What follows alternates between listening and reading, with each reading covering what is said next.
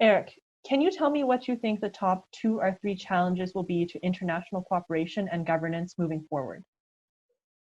At the Maryam Forum, we are really focusing on looking at the world from the perspective of the emerging and developing economies.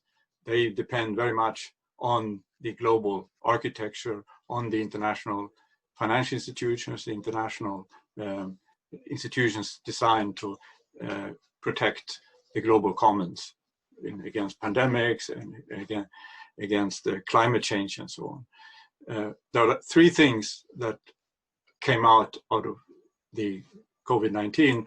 One was the fact that these institutions have not really managed to step up in the crisis.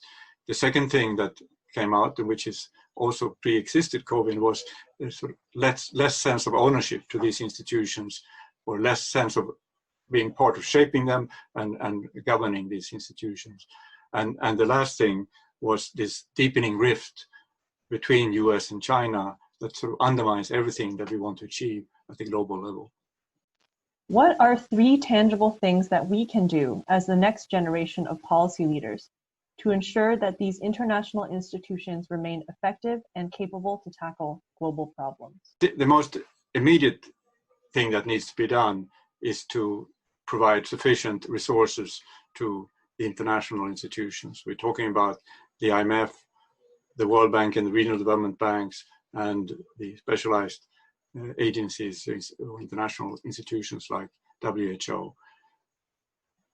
We're going to need it to address the current pandemic, but of course more long-term, these institutions are critical to anything we want to do at the global level. The second thing that should be done, here I think we should do challenge by challenge. The COVID-19 taught us what needs to be done in terms of preparing yourself for and responding to a pandemic. And that, I think there would be quite a bit of consensus around the world, what type of rules and regulations we need to have, what type of institutions are needed. And we should go issue by issue, climate, forced dislocation. We should look at issue by issue and see, what can we agree on. The last thing, and that is, I think, a much more ambitious agenda, is to take the experience from the financial safety network, the Article 4 consultations that the IMF and the World Bank conduct, think of that also in other areas. So strengthening surveillance in general. We should create a global financial risk map that looks at various risks in the system. We should look at a global development risk map, look at things like pandemics that can create instability at the global level. How can the Maryam Forum help us further the protection of the global commons, and what will leaders need to demonstrate in order to do so?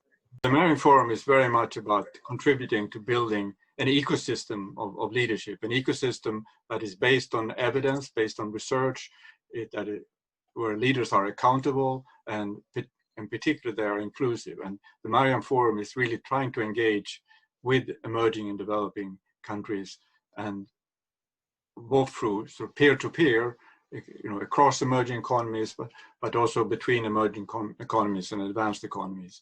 And this, I think, when you start talking about rules and regulations and institutions at the global level, making that process inclusive and making sure that they don't unnecessarily intervene in local democracies and so on. So that, I think, is something that the Maryam Forum can be part of, creating the right atmosphere, the right framework for thinking about how we can move these reforms of the international framework forward. Join the Maryam Forum. Join the Maryam Forum. Join the Maryam Forum. Join the Maryam Forum. Join the Maryam Forum. Join the Maryam Forum.